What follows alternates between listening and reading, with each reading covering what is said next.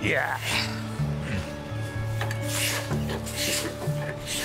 Buka mo, buka mo. Yun.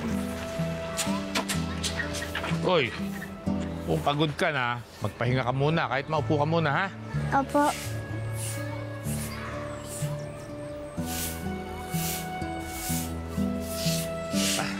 Magandang umaga po. Nandito po ba si Mr. Valentin Gomez? Ako yun. Ano yan, sulat? Oo, pero... Ninyo, sumagot si Mike. Sinagot ni Mike yung sulat ko. Talaga po ba? Sir, pero return to sender po yan. Papirma na lang po.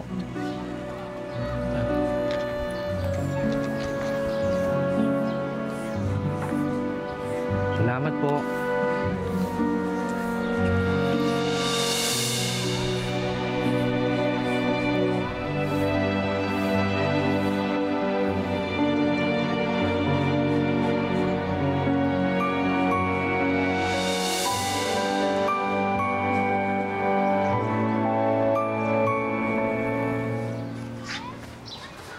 Bakit po kayo bumalik yung sulat niyo, Teacher Val?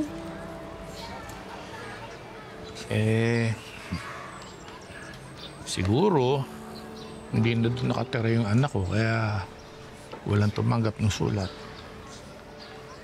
Eh, yung kay Mama kaya, ganun rin po kaya ang nangyari? Baka mali yung address na kay Mami Gigi, kaya di siya sumasagot. Halika. Alam mo, maghintay-hintay na lang muna tayo.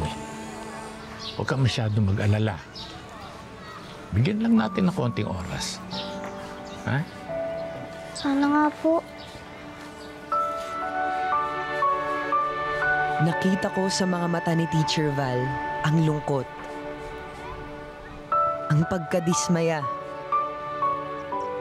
Ang mga sulat na lang ang tangi niyang koneksyon sa nakaraan niya, sa kanyang anak. Pero biglang naglaho ito na parang bula.